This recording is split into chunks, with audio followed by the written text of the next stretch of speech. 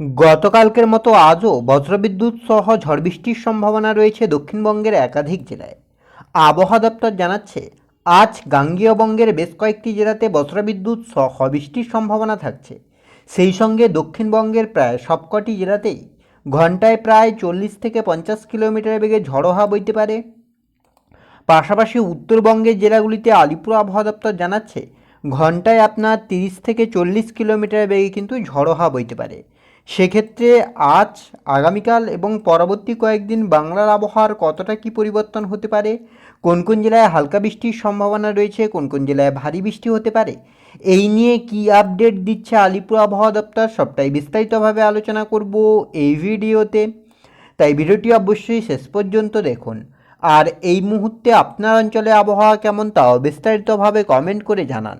সেক্ষেত্রে সবার প্রথমে যদি আমরা স্যাটেলাইট চিত্রের মাধ্যমে দেখার চেষ্টা করি যে ঠিক এই মুহূর্তে বাংলার আবহাওয়ার পরিস্থিতি কী রয়েছে, কোথায় কতটা পরিবর্তন, কোথায় কতটা বৃষ্টি, তো সেক্ষেত্রে স্যাটেলাইট চিত্র, উপগ্রহ চিত্র আপনার যেটা বলছে, এদিকে আপনার কলকাতা, হাওড়া, হুগলি, দীঘা, কন্টাই, হলদিয়া সর্বত্রই মোটামুটি আকাশ পরিষ্কার থাকছে। কোথাও কিন্তু সেভাবে বড় কোনো পরিবর্তন লক্ষ্য করা যাচ্ছে না। অন্যদিকে আপনার এদিকে মালদা, দিনাজপুরের ক্ষেত্রেও মোটামুটি আকাশ পরিষ্কার থাকছে।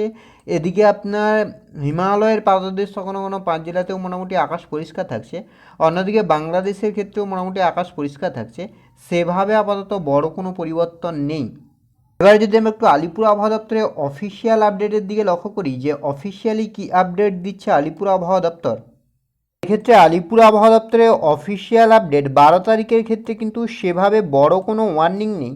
তবে আপনার যেটা বলা হচ্ছে 12 তারিখের ক্ষেত্রে ইয়েলো সতর্কতা থাকছে। ঘন্টায় 40 থেকে 50 কিলোমিটার বেগে কিন্তু ঝড়ো হাওয়া বইতে পারে। বিশেষ করে আপনার মুর্শিদাবাদ, নদিয়া, 2 চব্বিশ পরগনা, 2 মিদনাপুরের বিস্তীর্ণ অঞ্চলে। বাকি আপনার জেলাগুলিতে কিন্তু 30 থেকে 40 কিলোমিটার বেগে ঝড়ো হাওয়া বইতে পারে। 13 তারিখের ক্ষেত্রেও কিন্তু একইভাবে আপনার ঘন্টায় 30 থেকে 40 কিলোমিটার বেগে ঝড়ো হাওয়া বইতে পারে 2 মিদনাপুর, 2 চব্বিশ পরগনা জেলার বিস্তীর্ণ অঞ্চলে। আর আপনার বাকি আপনার 12 তারিখের ক্ষেত্রে যেটা লক্ষ্য করা যাচ্ছে, বিশেষ করে যেটা আপনার এদিকে দক্ষিণবঙ্গের সব কয়টি জেলাতে এবং উত্তরবঙ্গের সব কয়টি জেলাতেই কিন্তু আপনার হালকা থেকে মাঝারি বৃষ্টির সম্ভাবনার কথা জানাচ্ছে আলিপুর আবহাওয়া দপ্তর। তবে 13 তারিখ থেকে কিন্তু আবহাওয়ার বড় পরিবর্তন হবে, ঝড় বৃষ্টি অনেকটাই কমে যাবে। আর তার ফলে কিন্তু তাপপ্রবাহের পরিস্থিতি আবারও তৈরি হতে পারে দক্ষিণবঙ্গের জেলাগুলিতে।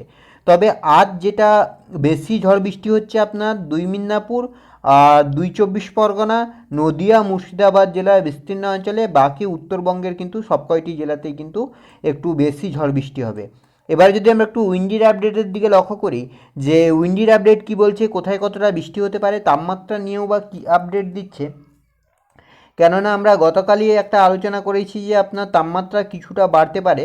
আগামী 17-18 তারিখ নাগাদ কিন্তু তাপমাত্রা 40-এর কাছাকাছি পৌঁছে যাবে দক্ষিণবঙ্গের।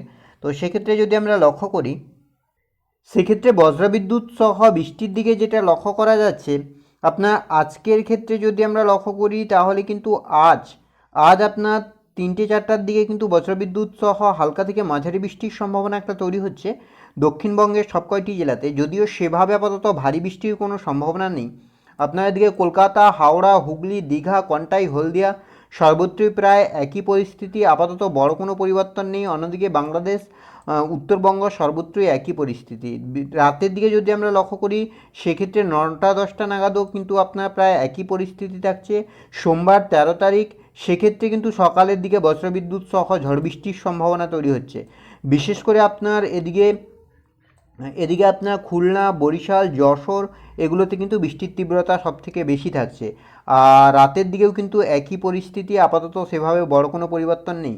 মঙ্গলবার 14 তারিখ, সেক্ষেত্রেও আপনার সেভাবে বড় কোনো পরিবর্তন আপাতত লক্ষ্য করা যাচ্ছে না। বুধবার আপনার হচ্ছে 15 তারিখ, সেক্ষেত্রেও আপনার মোটামুটি আকাশ পরিষ্কার থাকছে, আপাতত সেভাবে বড় কোনো পরিবর্তন নেই। বুধবার আপনার হচ্ছে 15 তারিখ, সেক্ষেত্রেও আপনার মোটামুটি আকাশ পরিষ্কার থাকছে, আপাতত সেভাবে বড় কোনো পরিবর্তন নেই। শুক্রবারেও একই পরিস্থিতি, শুক্রবার, শনিবারের ক্ষেত্রেও মোটামুটি একই পরিস্থিতি। রবিবার এবং সোমবার, মঙ্গলবারের ক্ষেত্রেও আপাতত বড় কোনো পরিবর্তন নেই। এবার যদি আমরা একটু তাপমাত্রার দিকে লক্ষ্য করি যে তাপমাত্রায় কতটা কী সম্ভাবনা থাকছে, কোথায় কতটা পরিবর্তন হতে পারে কি, কেননা আপনার আজ যেটা সর্বোচ্চ তাপমাত্রা রেকর্ড করা হচ্ছে যে আপনার 30-32-এর কাছাকাছি, তবে আগামীকাল থেকেই কিন্তু আগামী 3 থেকে 4 দিনের মধ্যে কিন্তু তাপমাত্রায় বেশ খানিকটা পরিবর্তন হয়ে যাবে। আজকে কিন্তু আপনার কলকাতা সংলগ্ন অঞ্চলগুলি মানে সেগুলোতে প্রায় রয়েছে আপনার 30-31, খড়গপুরের এদিকে 32-এর কাছাকাছি। তবে আগামীকালকেও একই রকম থাকতে চলেছে, 34-35-এর কাছাকাছি পৌঁছে যাবে। মঙ্গলবারের দিকেও কিন্তু প্রায় একই রকম থাকতে চলেছে, 34-35-এর কাছাকাছি, এই যে 34 এদিকে আপনার 35। তবে আপনার 17-18 তারিখ নাগাদ কিন্তু বড় একটা পরিবর্তন লক্ষ্য করা যাবে, তাপমাত্রা কিন্তু বেশ খানিকটা বেড়ে যাবে, 38 একটা নয় 40-41-এর কাছাকাছি খড়গপুর মিদনাপুর, কলকাতার এই অংশে প্রায় আপনার থাকছে 40-41-এর কাছাকাছি, চন্দননগরের কাছে আপনার থাকবে 37-38, আরামবাগ, বর্ধমান, পুরুলিয়া বাঁকুড়ায় 42, এদিকে আপনার 43। মানে বুঝতেই পারছেন বেশ খানিকটা তাপমাত্রা বাড়বে। শনিবারের দিকেও কিন্তু প্রায় একই পরিস্থিতি, রবিবারের দিকে কিন্তু আরও বেশ খানিকটা তাপমাত্রা বাড়বে, 43-44-এর কাছাকাছি পৌঁছে যাবে। সোমবার এবং মঙ্গলবারেও কিন্তু আরও তাপমাত্রা বাড়ার একটা সম্ভাবনা থাকছে। অর্থাৎ যেটা লক্ষ্য করা যাচ্ছে কিন্তু আগামী কয়েকদিনে তাপমাত্রা বাড়বে, ফের কিন্তু তাপপ্রবাহের পরিস্থিতি তৈরি হবে দক্ষিণবঙ্গ জুড়ে। তো এই ছিল এই মুহূর্তের আবহাওয়ার আপডেট। পরবর্তী আপডেট পাওয়ার জন্য অবশ্যই আমাদের চ্যানেলটিকে সাবস্ক্রাইব করে আমাদের সঙ্গে থাকুন।